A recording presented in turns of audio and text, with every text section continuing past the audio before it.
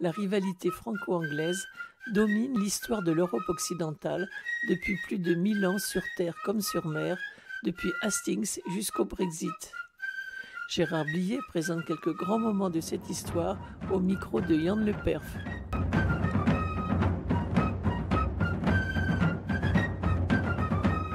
Gérard Blier, bonjour.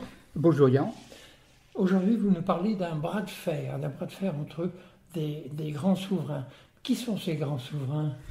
Alors, il se trouve qu'au début du XVIe siècle, pendant plusieurs dizaines d'années, l'histoire de l'Europe va être dominée par un véritable bras de fer entre trois grands fauves.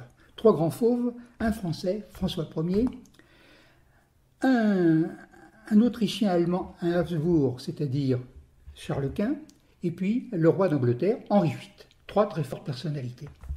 Alors, François Ier, on peut remarquer que c'est un très jeune roi de France, c'est un prince extrêmement tonique, dynamique, beaucoup d'ambition, et quand il prend en charge la France comme roi au début du XVIe siècle, la France s'est beaucoup redressée après la guerre de Cent Ans, c'est-à-dire au temps de Louis XI, de Charles VIII, de Louis XII, la France a opéré un beau redressement. Donc François Ier, il est à la tête d'un royaume qui est extrêmement fort, avec des ambitions disons-le, de domination sur l'Europe occidentale. Le problème, c'est qu'il a à ses côtés en Europe, à Vienne, à Madrid, plutôt à Madrid d'ailleurs, Charles Quint. Alors Charles Quint, c'est Charles V, on dit Charles Quint, c'est un prince Habsbourg, qui donc à ce titre-là, comme tous ses prédécesseurs, dominait l'ensemble de l'Europe centrale, l'Autriche, l'Allemagne du Sud, mais qui, par le jeu des mariages, a hérité des possessions espagnoles de l'Espagne elle-même. Donc le Charles Quint a des terres sur lesquelles, comme on dit, le soleil ne se couche jamais. En Asie, en Amérique, toute l'Amérique du Sud était conquise par les Espagnols. Et donc, comme il est l'héritier des rois espagnols, il récupère tout ça. Et en plus, il récupère, évidemment, un certain nombre de terres très importantes en Europe centrale. Alors donc, il va de soi que déjà, avec François Ier et puis donc Charles Quint, deux crocodiles dans un même marigot. Il va y avoir un problème, ils sont tous les deux puissants et puis donc ambitieux. Mais il y a un troisième larron, et ce troisième larron, c'est Henri VIII. Henri VIII, roi d'Angleterre. Qu'est-ce que ça veut dire ? Ça veut dire qu'en tant que roi d'Angleterre, il ne peut pas ne pas souvenir de tout ce qui s'est passé un siècle auparavant, la guerre de Cent Ans. Il ne faut pas oublier que pendant un certain temps, et au temps d'Henri VIII, à cause de ce qui s'est passé, le traité de Troyes, on en a parlé, Henri VIII va s'intituler roi d'Angleterre, d'Irlande et de France. Henri VIII Tudor, c'est un roi qui a une sulfureuse réputation, il a eu une fâcheuse tendance à éliminer par la violence ses femmes, enfin bon, ça a été un grand roi. Il a beaucoup d'ambition pour son pays, qui est une force montante, c'est une étoile montante l'Angleterre, à cause entre autres de sa puissance navale.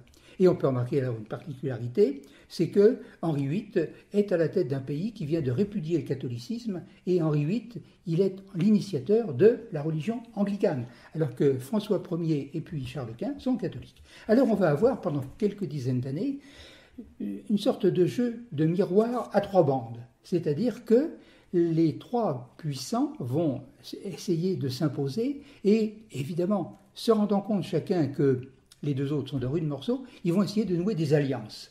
Et ça va alterner. Bien souvent, ça va être d'ailleurs Henri VIII et Charles Quint qui vont se lier contre François Ier. Alors, donc, les affaires commencent en 1515. Vous allez me dire 1515, qu'est-ce que c'est ? Marignan. Voilà, alors je vais vous décevoir, Yann, mais Marignan n'a pas grand-chose à voir dans cette affaire. C'est-à-dire que oui, à Marignan, c'est en Italie du Nord, le Charles Quint n'est pas dans le coup, c'est un règlement de compte entre le roi de France et le duc de Milan, appuyé par les Suisses. Donc là, la grande bataille de Marignan, qui est gagnée par les Français, bon, tout le monde s'en souvient, je n'ai jamais su pourquoi, 1515 Marignan, c'est comme ça, mais la grande bataille de Marignan, gagnée par les Français, c'est au détriment du duc de Milan seulement, et puis des Suisses. Alors donc, ça ne remet pas en cause la rivalité plus générale.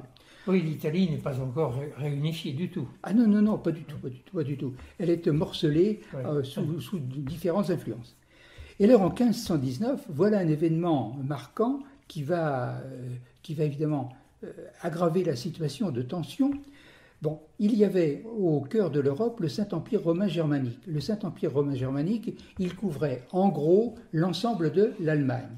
Mais à l'intérieur du Saint-Empire romain germanique, la Bavière, la Prusse, le Wurtemberg étaient en fait indépendants. Mais être empereur du Saint-Empire romain germanique, c'était un plus pour évidemment le prince qui obtenait cette couronne. Et alors, ça n'était pas toute l'Europe centrale. Non, c'était en gros l'Allemagne et les parages, bon, le Saint-Empire romain germanique. Et alors, le trône est vacant et c'était électif. Oh, c'était pas le suffrage universel, c'était quelques grands électeurs, des ducs, des comtes, des évêques qui élisaient. Et alors, quel enjeu? À ce moment-là, Charles Quint et François Ier ont été tous les deux candidats. Ils pouvaient être candidats. Et celui qui allait l'emporter, c'était un plus considérable.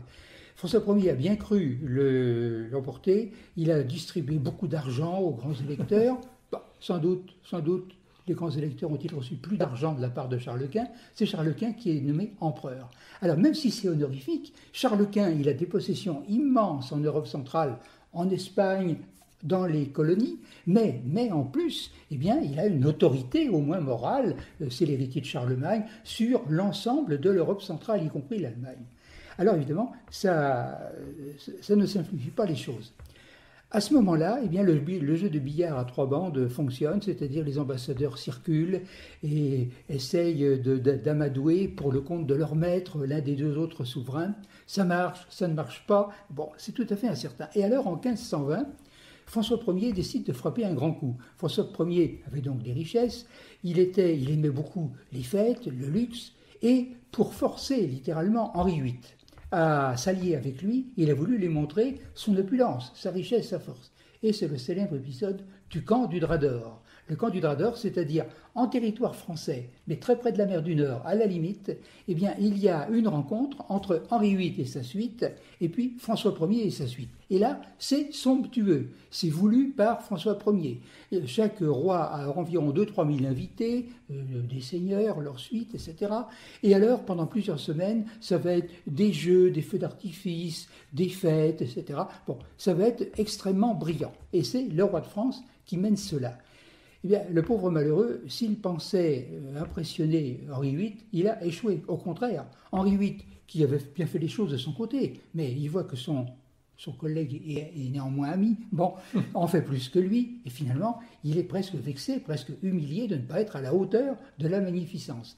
Autrement dit, il n'y a pas d'alliance politique, c'est ce que souhaitait François Ier. Cette affaire du camp du Drap d'Or reste dans l'histoire comme un épisode marqué par un faste inouï, et ça n'a pas servi à exister. Ce manifeste par les affrontements. Alors, il va y avoir des guerres caractérisées, mais qui vont surtout concerner, on ne va donc pas en parler beaucoup ici, qui vont concerner François Ier et Charles Quint, c'est-à-dire la France et puis les Habsbourg.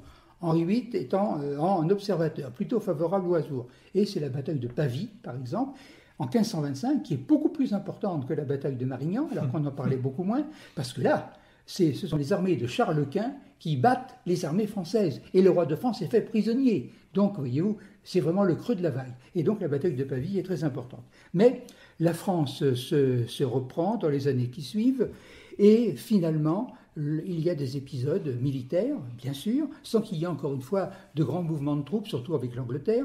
L'Angleterre qui était avant tout une puissance navale, qui n'avait pas beaucoup de force terrestre. Bon, et c'est ainsi, par exemple, qu'en 1544, eh bien, les Anglais sont très heureux, très contents, avec beaucoup de mal, de faire la conquête de la place forte, et du port de Boulogne, sur la Manche, mais tout près de la mer du Nord, en face de l'Angleterre. Pour les Anglais, prendre Boulogne, arracher Boulogne à la France, c'est évidemment important.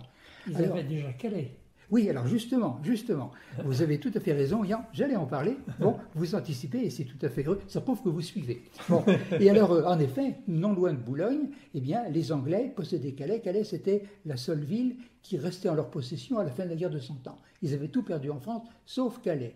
Eh bien, les choses évoluent de telle façon que, militairement, les Français reprennent Calais. alors qu'ils perdent Boulogne, mais un certain nombre d'années après, alors que François Ier n'est plus roi, c'est Henri II. Hein.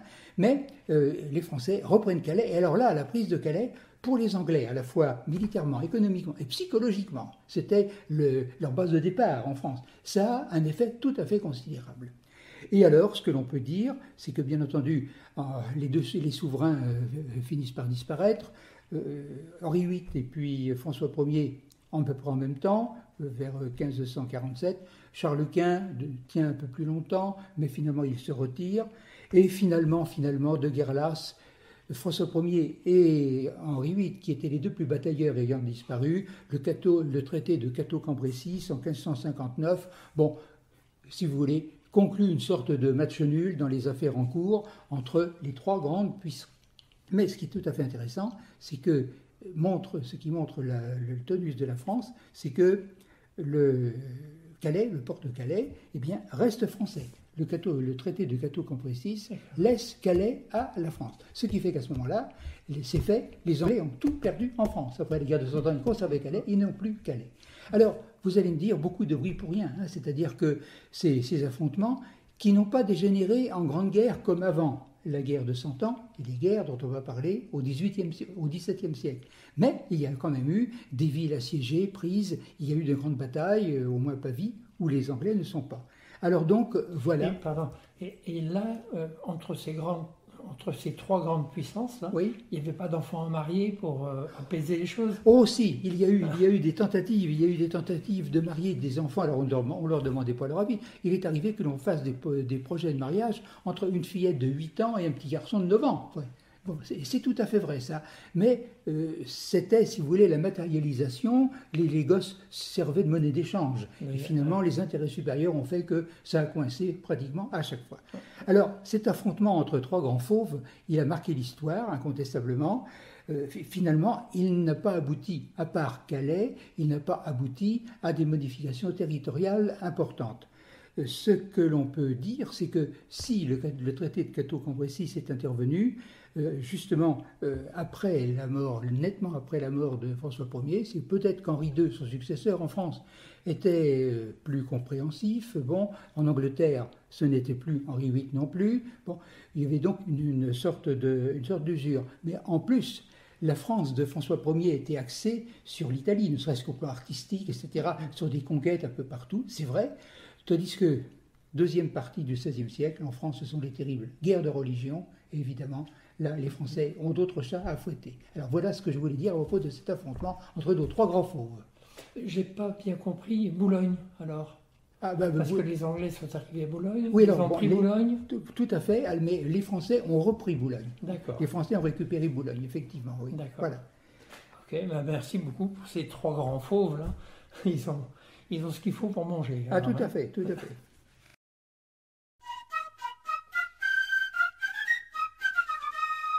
La rivalité franco-anglaise domine l'histoire de l'Europe occidentale depuis plus de 1000 ans sur terre comme sur mer, depuis Hastings jusqu'au Brexit. Gérard Blier présente quelques grands moments de cette histoire au micro de Yann Le Perf.